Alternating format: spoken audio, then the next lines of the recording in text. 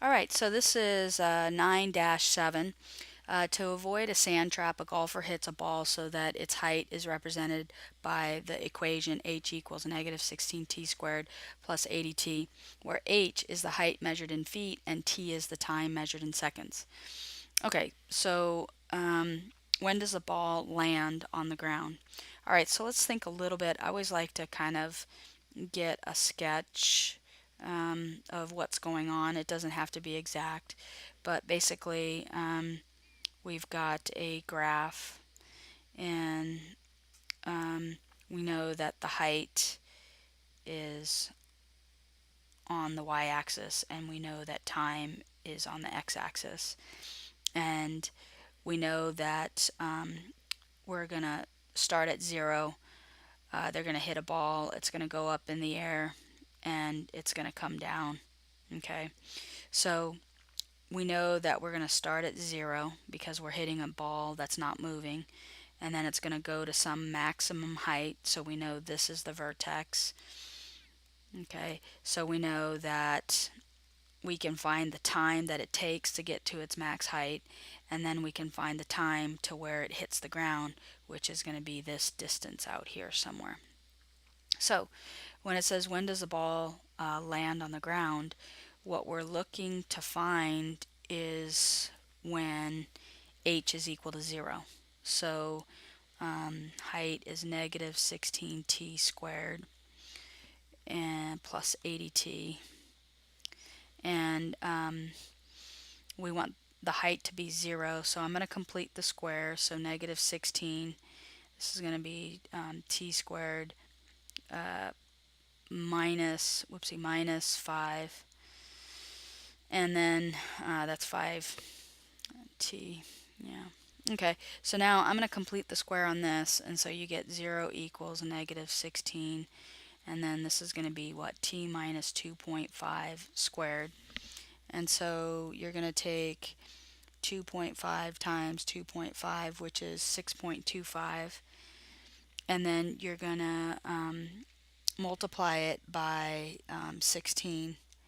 Okay, so realize that's a negative 16, so this number out here becomes plus 100.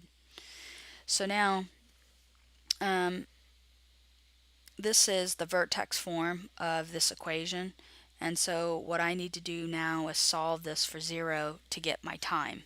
So I'm going to bring this over here, so I get 100 negative equals negative 16, and then this is t minus 2.5 squared. Then you want to divide by 16, and so then you get 100 divided by 16 equals t minus 2.5 squared. Take the square root, take the square root. Now I'm going to leave this way because the square root of 100 over 16 is the same thing as the square root of 100 over the square root of 16, which is the same thing as 10 over 4. And honestly, I'd rather do that than deal with fractions and whatnot. So remember, this is going to be plus or minus.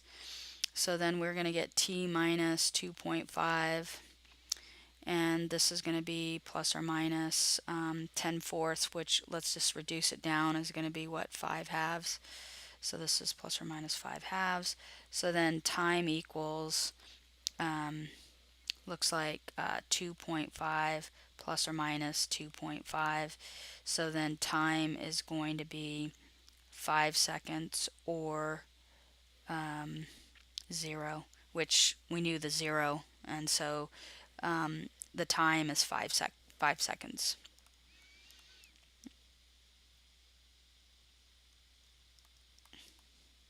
All right, so now it says, what is the max height of the ball during its flight? Well, we already got that.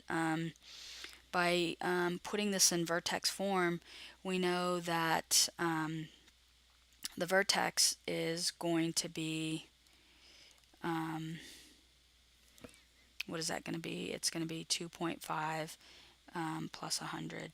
So we know the max height is going to be 100 feet.